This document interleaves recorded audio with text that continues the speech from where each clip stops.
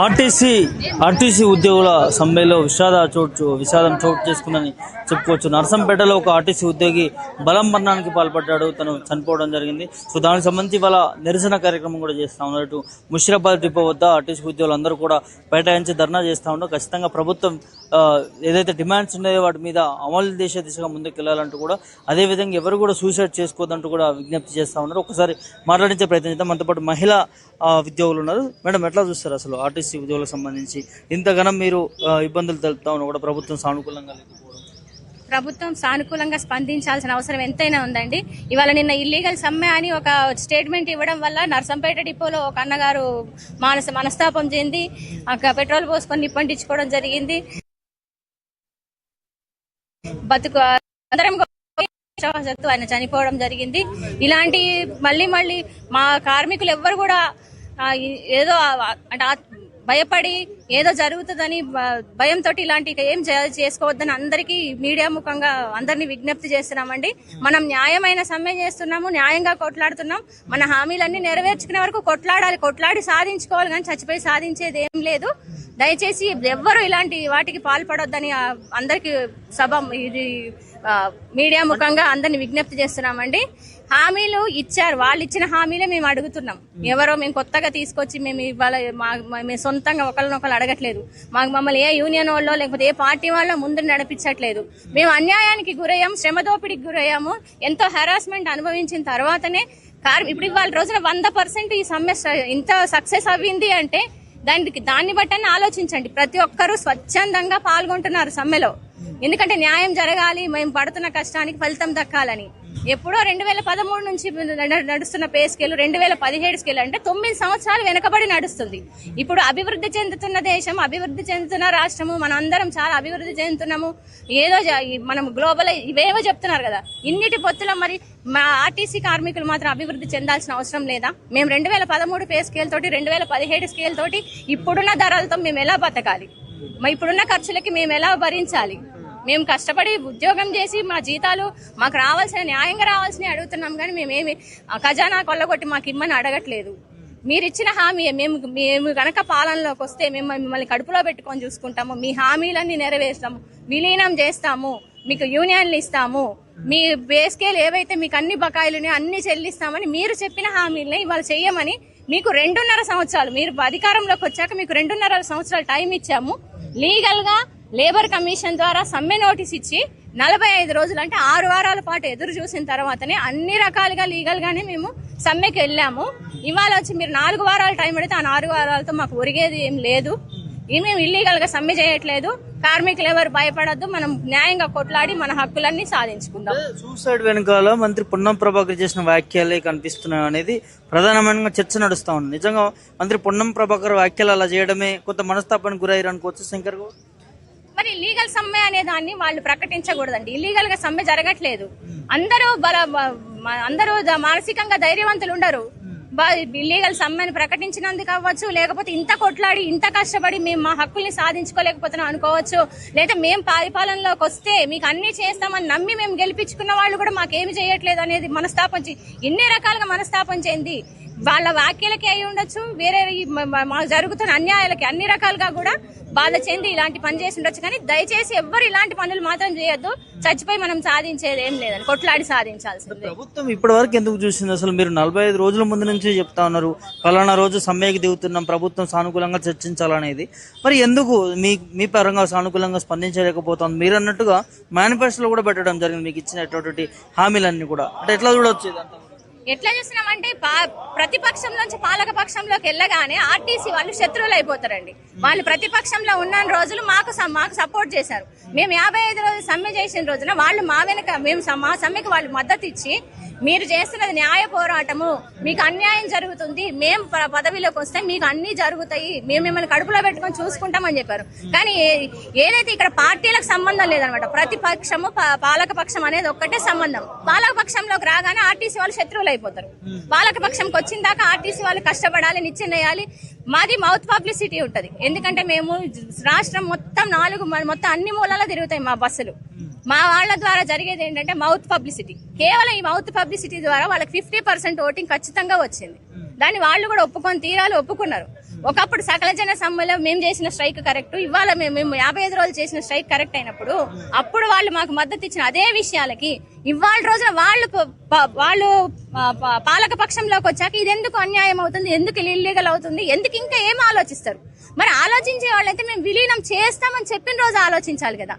మేము మిమ్మల్ని కడుపులో పెట్టుకుంటాం, మిమ్మల్ని విలీనం చేస్తాం, మీకు యూనియన్లు ఇస్తాం, మీకు బకాయిలు ఇస్తామని చెప్పిన రోజు ఆ రోజు ఏ కమిటీలు వేశారు, ఏం ఆలోచించి చేశారు? అధికారం వచ్చినాక మరి ఆ మాట ఎందుకు మారింది? ఇవాళ మీరు మళ్ళీ పాత ప్రభుత్వాల్లాగా మీరెందుకు యూటర్న్ తీసుకొని మమ్మల్ని ఇవాళ మీరు అధికారంలోకి వస్తే మాకు న్యాయం జరుగుతుందని నమ్మి మేము గెలిపించుకున్నప్పుడు మీరు అధికారంలోకి వచ్చినాక ఇవాళ రోజు మేము కొట్లాడుకునే దగ్గరకు వస్తే మేము పాతాళ్ళ ముందర ఇప్పుడు ఎవరినైతే కొట్లాడి దింపినామో వాళ్ళ ముందు తలంచుకోలేదా? మేము వాళ్ళ ముందు మీరు ఏం వెలగబెట్టారు? మీరు అది మాకు రావట్లేదా? ఇవాళ మేము మిమ్మల్ని నమ్మినప్పుడు మీరు మా నమ్మకాన్ని నిలబెట్టాలి కదా. మేము 2.5 సంవత్సరాలు టైం ఇచ్చాము, ఇప్పుడు 4 వారాలు టైం ఇవ్వలేదని మీరు మాట్లాడుతున్నారు. 2.5 సంవత్సరాల నుంచి ఏం చేస్తున్నారు? మీరు ప్రవేశపెట్టిన ఫ్రీ మహిళా మహాలక్ష్మి టికెట్ వల్ల మాకు పని భారం చాలా ఎక్కువైంది. చేయగలిగినా చేయలేకపోయినా మిమ్మల్ని నమ్మి నిలబెట్టాం, మీరు మాకు ఒక అవకాశం ఇచ్చారు. మీరు ఇచ్చిన అవకాశాన్ని మేము కూడా మిమ్మల్ని గెలిపించి చూపించాలి, మీరు చేసిందని మేము విజయవంతం చేయాలని డ్రైవర్లకి కండక్టర్లకి విపరీతమైన పని భారమైన చేశాం. మరి ఆ రోజు ఏ కమిటీ వేసి మమ్మల్ని ఎవరితో సంప్రదించి మీరు మహాలక్ష్మి టికెట్ ప్రవేశపెట్టారు? మీరేదో ఆ రోజు మమ్మల్ని అడిగి ప్రవేశపెట్టలేదు కదా, మాతో చర్చించారా? ఏ కమిటీ పెట్టలేదు కదా. ఏ కమిటీ పెట్టి మాకు ఈ పథకాన్ని ప్రవేశపెట్టిన గవర్నమెంట్ గానీ ఇంప్లిమెంట్ చేసిన యాజమాన్యం గానీ డ్యూటీలు చేయట్లేదండి. డ్రైవర్లు కండక్టర్లు చేస్తున్నాం డ్యూటీలు, మేము ఇబ్బంది పడుతున్నాం రోడ్ల మీద. మహాలక్ష్మి వల్ల కూడా పని భారం ఎక్కువ అవుతుంది. మరి 60 మంది 70 మంది ఎక్కాల్సిన బస్సులో 150 మంది 180 మంది ఎక్కితే 200 మంది ఎక్కితే పని భారం అవుతుంది కదా సార్. పని భారమే అవుతుంది కదా. లాభాల్లో దూసుకుపోయినప్పుడు మాకు ఇవ్వాల్సిన ఇవ్వండి. లాభాల్లో దూసుకుపోతుంది కదా, మాకు ఇవ్వాల్సిన ఇవ్వండి. మేము అడిగేసరికి మాకు నష్టాల్లోకి ఎందుకు పోతుంది? మీరు లాభాల్లో ఉంది, మేము ప్రవేశపెట్టిన దాని ద్వారా లాభాల్లోకి వెళ్ళిందని మీరు ప్రకటించినప్పుడు మరి ఆ లాభాలను మాకు పంచిపెట్టండి. మరి మాకు ఇవ్వాల్సిన న్యాయంగా మేమేం లాభాల్లో షేర్ అడగట్లేదు కదా, బిజినెస్ చేయట్లేదు కదా. మీరేమన్నారు? ప్రజా రవాణా సేవ చేస్తున్నామని అడుగుతున్నారు. మేము సేవ చేస్తున్నాం కదా, మేము సేవ చేస్తున్నాం. ప్రజా రవాణా అన్నప్పుడు మాకు ఇవ్వాల్సినవి మాకు ఇవ్వండి, న్యాయంగా మాకు రావాల్సినవి. ప్రతిసారి పే స్కేల్ అన్నప్పుడల్లా మేము కొట్లాడితేనే పే స్కేల్ ఇస్తారా?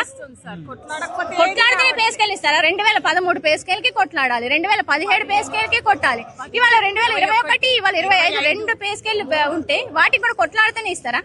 పే రివిజన్ అన్నది మీరు గవర్నమెంట్ మేనేజ్మెంట్ అన్ని ఒక లీగల్ గా ఒక ప్రొసీజర్ తో పెట్టిన పే రివిజనే కదా. అది చేయడానికి మేము ప్రతిసారి దేనికి కొట్లాడాలి? మా నుంచి మీరు ఈపీకే రావట్లేదు, కేఎంపీఎల్ రావట్లేదు అని మమ్మల్ని గట్టిగా రక్తం పిండి మమ్మల్ని వసూలు చేస్తున్నప్పుడు మరి మీరు ఇవ్వాల్సిన ఇప్పుడు మీరు అట్లనే ఇవ్వాలి కదా. ఇప్పుడు ప్రజా రవాణా అన్నప్పుడు మీరు లాభ నష్టాలు ఎందుకు బేరీ చేస్తారు? అసలు ప్రజా రవాణా ప్రజలకు ఇబ్బంది కలగద్దు అంటారు. ఆర్టీసీ వర్కర్లు ప్రజలు కాదా? ఆర్టీసీ వర్కర్లు ప్రజల్లో భాగం కాదా? అంటే మేము మరి మహిళలకి పెద్ద పీట వేస్తున్నాం. మహిళలకి మహాలక్ష్మి టికెట్ పెట్టి వాళ్ళకి న్యాయం చాలా మేలు చేద్దామని చూస్తున్నారంటే మరి మేము మహిళలను కాదా? ప్రభుత్వం వేరు, ప్రజలు వేరు, ఆర్టీసీ వర్కర్లు వేరు అని ఏమైనా 3 భాగాలుగా విభజించారా ప్రజల్ని? లేదు కదా, మేము కూడా ప్రజల్లో భాగమే. మమ్మల్ని ఎందుకు ఇట్లా ఆర్టీసీ అనే దాన్ని ప్రభుత్వ వ్యతిరేక సంస్థలాగా మీరు ఎందుకు ఇంత వివక్ష చూపిస్తున్నారు? ఇలాంటి వివక్ష చూపించడం న్యాయం కాదు. మీరు దయచేసి మా సమస్యల్ని గుర్తించి మీరు ఏ న్యాయం మీరు చేస్తానని మీరు హామీ ఇచ్చిన న్యాయాన్ని మాకు చెయ్యండి. మా అందరికీ న్యాయం చేయాలని మేము మనస్ఫూర్తిగా కోరుకుంటున్నాం. ఇలాంటి శంకర్ గౌడ్ అన్న విషయం మాత్రం చాలా బాధాకరం. ఇలాంటి మళ్ళీ రిపీట్ అవ్వకూడదని కార్మికులందరికీ విజ్ఞప్తి చేస్తున్నామండి. సార్, మేము సీఎం గారికి ఎన్నిసార్లు రిక్వెస్ట్ చేసినాము, అన్ని కమిషన్లు పోయి జేఏసీ వాళ్ళు పోయి కూర్చొని మాట్లాడి వచ్చి 2.5 సంవత్సరాల నుంచి అయ్యా అని బతిన్లాడుకున్నా దిగి రావట్లేదు సార్. ఇప్పుడు ఇల్లీగల్ సమ్మె ఇది అని అంటే ఎట్లా ఒప్పుకుంటారు? ఎవరైనా మనస్తాపం చెందుతారు సార్. అందరికీ కుటుంబాలు ఉన్నాయి. ఈ రోజు ఆర్థిక పరిస్థితి ఇబ్బందుల వల్ల మేము పే స్కేల్ అడగాల్సిన పరిస్థితి వచ్చింది. విలీనం డిమాండ్ కాదు సార్, వాళ్ళు ఇచ్చిన హామీ ఇది. మేము డిమాండ్ చెయ్యట్లేదు. వాళ్ళు ఇచ్చిన హామీలనే అమలు చేయండి అని కోరుతున్నాం తప్ప మేము డిమాండ్లకు పోలేదు. ఇది ఇల్లీగల్ సమ్మె కాదు సార్. మా ప్రతి వర్కరు కష్టాన్ని నష్టాన్ని చూసే నాయకులు ఎవరైనా కానీ అందరికి అర్థమవుతున్న పరిస్థితిలో సీఎం గారు ఎందుకు మా పట్ల ఇంత వివక్ష చూపిస్తుర్రు? వాళ్ళన్న విషయాన్నే మేము ఇప్పుడు సమ్మెకు దిగాల్సి వచ్చింది. హామీలు నెరవేర్చండి అయ్యా అని అడుగుతున్నాం తప్ప మేము డిమాండ్లు చేయట్లేదు సార్ ఎవరి మీద. మాకు ఏ రాజకీయ నాయకుల ప్రతిపక్షాల వల్ల కూడా ఒత్తిడి చేసి మీరు సమ్మెకు దిగండి అన్నది లేదు. మేము స్వచ్ఛందంగా మేము పడుతున్న బాధలు చెప్పుకోవడానికే సమ్మెలో దిగాల్సి వచ్చింది. లేదు సార్, అట్లాంటిది ఎటువంటి డిపోలో గానీ ఎక్కడ గానీ అది జరగలేదు. మేము స్వచ్ఛందంగా మేము కష్టపడుతున్నాం కాబట్టి మేము వచ్చినాము. ఈ రోజు సమ్మెకు దిగాల్సి వచ్చింది. ఇది ఇల్లీగల్ సమ్మె కాదు సార్, ఇది లీగల్ సమ్మెనే. ప్రతి డిపోలో ఉన్న కార్మికులు సోదర సోదరీమణులందరికీ మీడియా ద్వారా నేను ఒక విన్నపం చేస్తున్నా, ఏంటంటే ఎవ్వరు మనస్తాపం చెందొద్దు, అందరూ ధైర్యంగా ముందుకు నిలబడండి, కానీ ఎవ్వరు ఆత్మహత్యలకు పాల్పడొద్దు. ఈరోజు అవునండి, మేము ఇంత బాధపడుతుంటే వాళ్ళకి తెలియట్లేదా? ప్రతి మహిళ కూడా రోడ్డు మీదకి ఎందుకు వస్తుందండి? మాకు కుటుంబాలు, మాకు బాధలు ఎన్నో ఉన్నాయి. అయినా మా డిపోలో హరాస్మెంట్, ప్రతి బయట వాళ్ళతోటి లోపల వాళ్ళతోని బాధలు పడాలి. అయినా కూడా మేము మహాలక్ష్మి టికెట్స్ ఎన్ని కొడుతున్నాం సార్. మా కాళ్ళు అరిగిపోతున్నాయి, మా నడుములు ఇరిగిపోతున్నాయి. అయినా కూడా ఈ రోజు మమ్మల్ని కనకరించిన వాళ్ళు లేరు. మాకు అసలు ఏడిపే దిక్కైపోయింది. ఆ ప్రభుత్వము అలా చేసిందంటే ఇప్పుడు ఆ ప్రభుత్వం చేసింది అంటూ మీరు ఆ ప్రభుత్వాన్ని మీరు ఫాలో అవుతున్నారు. అదే కేసీఆర్ ముంగడ మా తల దించేస్తున్నారు. మేము తలెత్తుకుంటాం మీ వల్ల అనుకున్నాం, కానీ రేవంత్ రెడ్డి సార్ వల్ల మేము తలెత్తుకొని బతకగలుగుతామని మిమ్మల్ని మేము గెలిపించుకున్నాం. ఈరోజు అదే కేసీఆర్ వాళ్ళ ముంగట మమ్మల్ని తక్కువ చేసేస్తున్నారు. మేము ఎంత బాధపడుతున్నాం అనేది మాకు తెలుసు. ఇప్పుడు అన్న చనిపోవడం వల్ల మేము అందరం ఏడ్చాము. ఎందుకు? ఆయనకు ఒక కుటుంబం ఉంది, ఆయనకు ఒక బిడ్డ కొడుకు, పెళ్ళిళ్ళు కాలేదు. వాళ్ళు ఎంత ఏడుస్తారు, వాళ్ళ ఫ్యామిలీ ఎంత బాధపడుతుంది. ఈరోజు అలా ఇంకెవరు చేయొద్దని మేము వేడుకుంటున్నాం మా కార్మిక సోదరమణులని.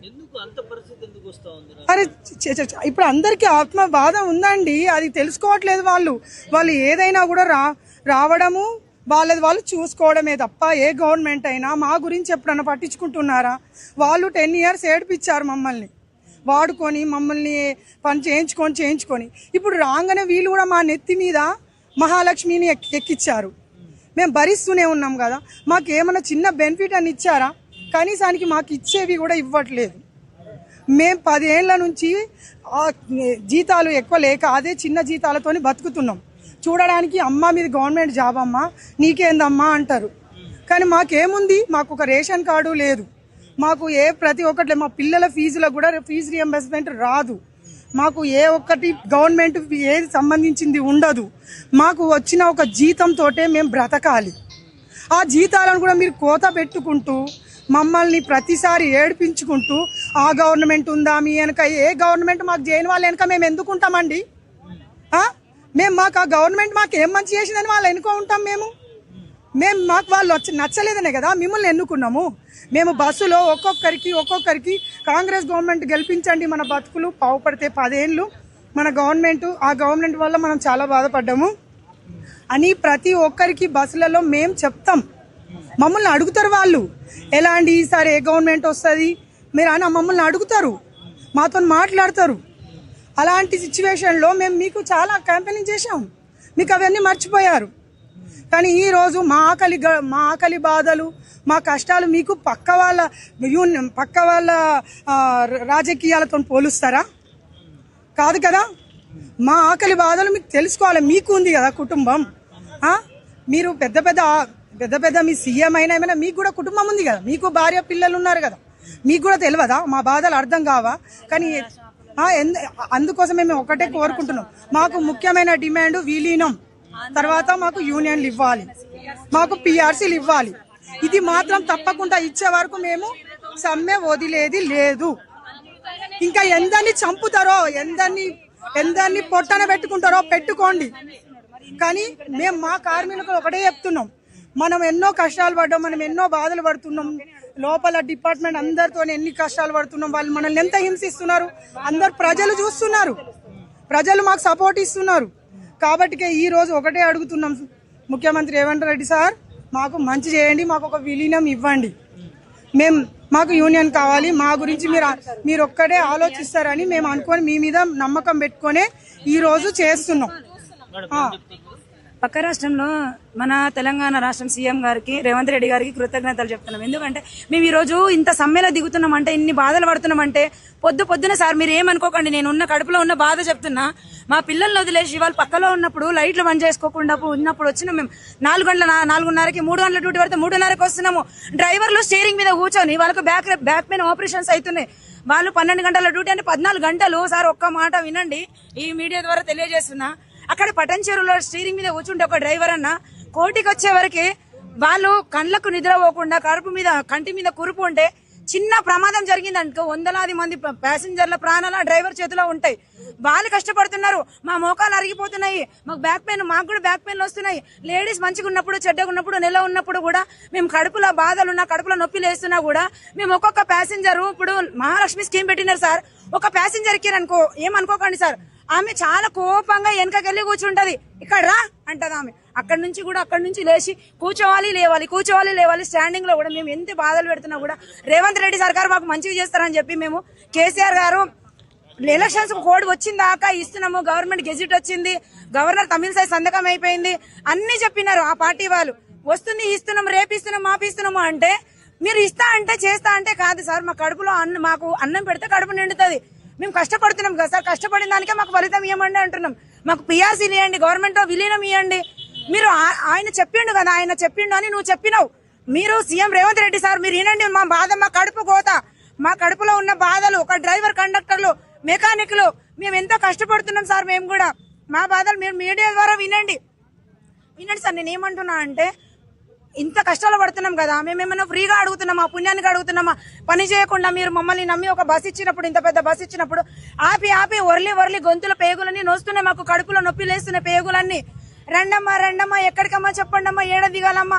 వాళ్ళు తినుకుంటూ టిఫిన్ స్కీమ్ పెట్టినప్పటి నుంచి ఒక ఆమె స్నాక్స్ తింటది, ఒక ఆమె టిఫిన్ తింటది, అలాంటి చేసుకుంటూ కూడా మేము కష్టపడి అడుగుతున్నాం. ఎక్కడ చెకింగ్ అవుతుందో, ఏమవుతుందో, ఏం బాధ జరుగుతుందో, మా ఉద్యోగం పోతుందేమో అని. ఉద్యోగ భద్రత గురించి మేము కష్టపడి మహాలక్ష్మి స్కీమ్ పెద్దగా చేస్తున్నాం సార్. మేము మా ద్వారా ఇంత పెద్దగా పెరిగింది ఇప్పుడు మహాలక్ష్మి కూడా. అట్లాంటప్పుడు రేవంత్ రెడ్డి సార్ కొంచెమైనా స్పందించి మా బాధలు విని గవర్నమెంట్ లో విలీనం చేయండి, మాకు యూనియన్స్ ఇవ్వండి. మాకు చెప్పుకోవడానికి వెనక ముందు ఎవరు లేరు సార్. మాకు చిన్న దానికైనా రిమోవ్లు, సస్పెండ్ లో అంటే మాకు అడగడానికి ఎవరున్నారు? యూనియన్స్ అనుమతించండి. మాకు పిఆర్సీలు ఉన్నాయి, పాత పెండింగ్ లో ఉన్న డిఏ ఏరియల్స్ అవన్నీ ఇవ్వండి. మేము ఇంతకంటే ఎక్కువ ఏం అడగట్లేదు కదా సార్. మీరు పెంచుతున్నారు కదా అని చెప్పి ఇంకా ఎక్కువ అడగట్లేదు కదా సార్. మేము ఆశపడి అడగట్లేదు కదా. ఒక డ్రైవర్ల బాధలు, కండక్టర్ల బాధలు, శ్రమికులు కూడా వాళ్ళు ఎంతో కష్టపడి చేస్తున్నారు, మెకానిక్లు కూడా. మా అందరి బాధలు వినండి మీరు. మా డిపో మేనేజర్ కానీ ఎవరైనా వాళ్ళ మీద, మేము ఎవరి మీద, సార్ల మీద ఏం చెప్పట్లేదు. మా కడుపులో ఉన్న బాధలు మేము అడుగుతున్నాం సార్, అంతే. ఇంతమంది మేము ఈ రోజు పిల్లల్ని వదిలేసి, ఏదైనా వదిలేసి, బస్సు లేకపోయినా కూడా అక్కడి నుంచి ఇక్కడికి ఏదో ర్యాపిడో ఏదో బుక్ చేసుకుని వచ్చి ఇప్పుడు మేము స్ట్రైక్ లో పాల్గొంటున్నాం. ఎందుకు? మేము కావాలని ఇంటి దగ్గర ఉండట్లేము కదా సార్. మేము మీ ద్వారానే మేము రోడ్డు మీకు రావాల్సి వచ్చింది. ఈ రోజు సకల జనుల సమ్మె అప్పుడు కూడా 55 రోజులు ధర్నాలు చేస్తే మీరు బయట వాళ్ళని ఇప్పించి తీసుకొచ్చి రోజుకు 1000 రూపాయలు ఇచ్చి చేపించుకున్నారు.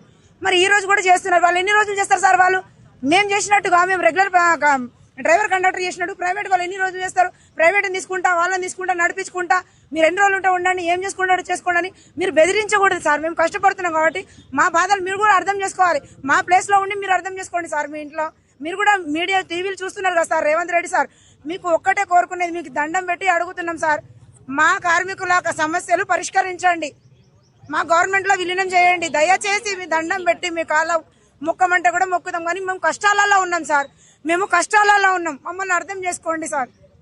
Thank you sir. సాధ్యం కాదంటే సాధ్యం కాదు, చేస్తామంటే చేస్తాం.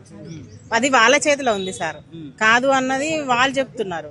వాళ్ళు చేయదలుచుకుంటే చేస్తారు, ఏదైనా సరే వాళ్ళ చేతిలో ఉన్నది. విలీనమైన, జీతాలు పెంచడం అయినా, ఇప్పుడు పిఆర్సీలు ఇవ్వడం అయినా, ఏదైనా వాళ్ళ చేతిలో పని. అది వాళ్ళు చేయదలుచుకుంటే చేస్తారు, లేదు అంటే లేదు.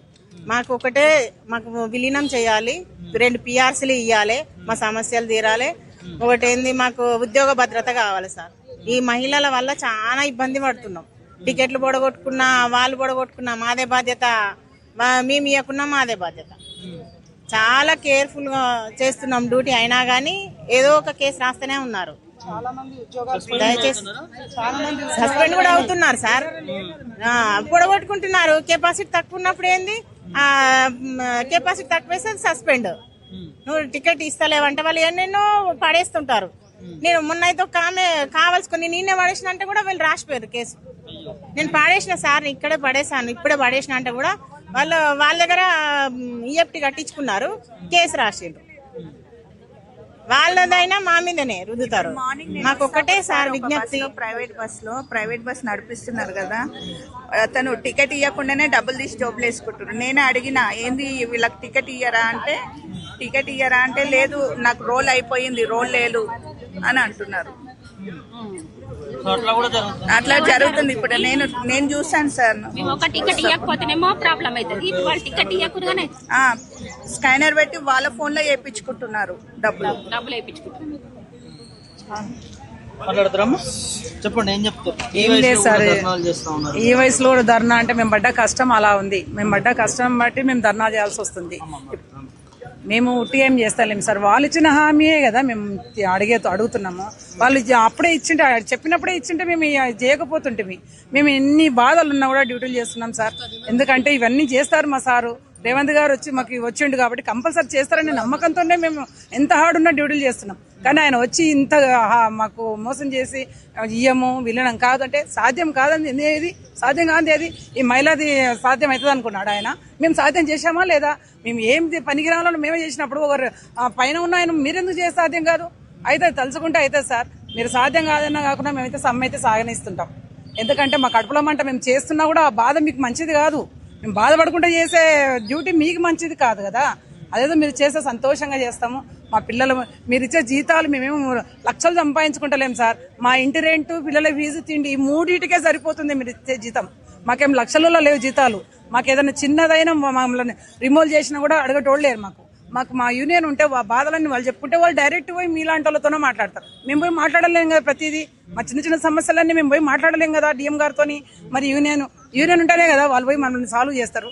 వాళ్ళని తీసేసి మాకు పిఆర్సీ లేకుండా, విలీనం చేయకుండా వెట్టి చాకిరి. అసలు ఆ కూలి మా బస్సులో ఎక్కి ఇళ్లలో పనిచేసేటోళ్ళు ఎంతమ్మా మీకంటే మాకు 20,000, ఒక ఇంట్లో 20,000 అంటుంటే మేము వేస్ట్ అని మా మీద మేమే ఉంచుకుంటున్నాం. అయినా చేస్తున్నాం. ఎందుకంటే ఇన్ని రోజులు చేసి ఇప్పుడు వదిలేయలేం కదా. మేము ఈ వయసులో మేము వదిలేసుకొని ఇన్ని రోజులు చేసి ఎందుకు వదిలేస్తాం చెప్పు? మా బాధ ఉంది కాబట్టి మేము అడుగుతున్నాం సార్.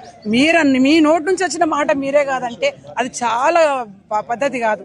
మీ నోటి నుంచి ఇస్తామన్నవే మాకు ఇవ్వండి. ఆ 3 ఇవ్వండి చాలు. 29 పక్కకెట్టండి, 3 ఇవ్వండి. ఆ 3 ఇవ్వండి సార్. యూనియన్ ఇవ్వండి, పిఆర్సీ 2 ఇవ్వండి, విలీనం చేయండి. ఈ 3 కోరుతున్నాం సార్. మేము ఈ ఎండలో వచ్చి మేము ఇంత ధర్నా చేయడానికి మాకెందుకు? మాకు కూడా కష్టమే కదా సార్. నెల కాగానే ఇంటి రెంట్లు, తిండి అవి ఎందుకు చేస్తున్నాం? అవి సరిపోవట్లేదనే కదా. మాకు అది సరిపోవట్లేదు. మాకు అంతో మేము లక్షల మీద పెంచమంటలేము, వేల మీద కాదు. మీరు పెంచిన పిఆర్సీ ఒక 2-3 వేలు పెరుగుతుంది అంతే, అంతకు మించి ఎక్కువ పెరగదు. అదేదో అది చేయండి సార్. మేము రిక్వెస్ట్ చేసి అడుగుతున్నాం. ఇప్పటి వరకు 3 రోజుల నుంచి మేము సామరస్యంగానే చేస్తున్నాం. కానీ మా వాళ్ళు కొంతమంది ఇంట్లో పరిస్థితులు బాగాలేక చనిపోవడానికి నిన్న అన్న శంకరన్న పోయిండు. ఆయన పిల్లలు రోడ్ల మీద పడాలి అన్ని వల్ల అదంతా అవసరం మీకు ఎందుకు సార్? మా కుటుంబాల అవసరం మీకు ఎందుకు సార్? వద్దు సార్ రేవంత్ గారండి, కంపల్సరీ మాకు ఏదో ఒకటి చేయండి. మేము 3 రోజులు సమరసంగా చేస్తున్నాం. మేము ఇంకా మీరు చేయము అని అంటే మేము ఇంకా ఇలానే డిపోల ముందు ఇట్లనే పడుకొని ఇట్లనే సావడానికి కూడా రెడీ సార్. మేము అంతే, ఎవరు లేరు సార్. ఇంతకు ముందు ఉండనేమో యూనియన్లు లేరు, ఒక లీడర్ లేరు, ఒక ఏది లేదు సార్. పార్టీలు లేదు. ఆయన కావాల్సి కానీ టైం పాస్ కోసం చెప్తున్నాడు సారు. పొన్నం ప్రభాకర్ రెడ్డి గారు ఓన్లీ టైం పాస్ చేస్తున్నాడు మమ్మల్ని. ఆయన ఒక రవాణా శాఖ మంత్రిగా మాకు హెల్ప్ చేయాలి కానీ మా వల్ల వేరే చెప్పొద్దు కదా సార్. ఎట్లా మా వల్ల చెప్పొద్దు కదా. మేము కమిటీ లేదు, ఏం లేదు సార్. కమిటీలు వేసి బోరు కొట్టింది, వాళ్ళకు కొట్టింది, మాకు కొట్టింది. యాస్ట్ వచ్చిపోయింది. ఆ కమిటీ అనే మాట వినేదేళ్లకే మాకు యాస్ట్ వచ్చిపోయే చేస్తున్నాం. మేము ధర్నా చేస్తాం. మా స్వచ్ఛందంగా వచ్చినాం సార్. కండక్టర్, డ్రైవర్లు, మెకానిక్ మేమైతే మా కడుపులో మాడి వచ్చినాం తప్ప మా వెనక ఎవరూ లేరు.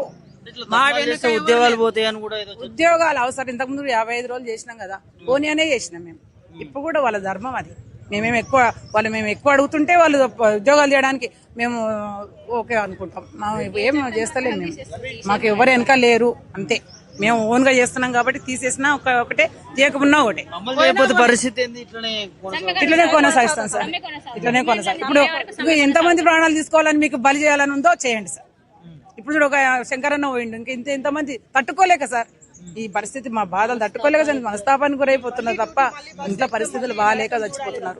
సో ఇలా కంటిన్యూ చేస్తే ఇంకా పరిస్థితులు బాగాలేక చనిపోయేటోళ్ళే తప్ప ఎవరు ఎంతమంది ప్రాణాలు తీసుకుంటే తీసుకోక రేవంత్ సార్ చేస్తే చేయండి. ప్రభుత్వం, ప్రజాప్రభుత్వం మహిళలకు పెద్దపీట వేస్తే మహిళలు అంటే గౌరవం ఉంది అని పెద్ద పెద్ద స్టేట్మెంట్ ఇచ్చింది. ఎక్కడుంది సార్ మాకు గౌరవం? మేము కూడా మహిళలమే కదా, మేము కూడా మహిళల్ని మేము గౌరవించి మేము టికెట్లు ఇస్తున్నాం, వాళ్ళకి మేము గౌరవిస్తున్నాం, తోటి మహిళలకు మాకే లేదు సార్ గౌరవం. ఎక్కడుంది మాకు మహిళల గౌరవం? ఇది గౌరవం ఉంటే ఇన్ని రోజులు 3 రోజులు అవుతుంది, డిపోల ముందర పొద్దుగాలు వచ్చి రాత్రి పోతున్నాం, ఆ రోడ్ల మీద వండుకొని తింటున్నాం. మరి ఏడ మహిళ, ఒక మహిళనే కదా, ఏడ ఉంది గౌరవం? మరి గౌరవం అందరికీ ఇవ్వాలి సార్. ఎవరెవరికో ఉట్టుకున్న వాళ్ళకి కూర్చున్న కాడ నువ్వు 2000 ఇస్తున్నావు, 4000 ఇస్తున్నావు, అన్ని ఇస్తున్నావు, మరి కష్టం చేసే వాళ్ళకి మాకెందుకు ఇయ్యారు సార్? మేము కష్టం చేసి ఆడుతున్నాం 10 ఏళ్ల నుంచి, ఏమీ లేదు మాకు. కేసీఆర్ గారు ఉండి ఆయన చేస్తాం లాస్ట్ చేసిన విలీనము అన్నాడు, వెళ్ళిపోయిండు కథ. ఆయన పెట్టిన పెండింగ్ మీరు కంప్లీట్ చేయండి, ఆయన పెట్టిపోయిన పెండింగ్ మాకు కంప్లీట్ చేయండి అంతే. విలీనంలో ఆయన పెండింగ్ పెట్టిపోయిండు, మీరు కంప్లీట్ చేయండి. మేము గెలిపించుకున్న తప్పుకు మాకు అదొక సంతోషం అంతే. ఎట్లా వస్తుంది ప్రజాపాలన అంటున్నాను నేను మాట్లాడాను. సో ఇది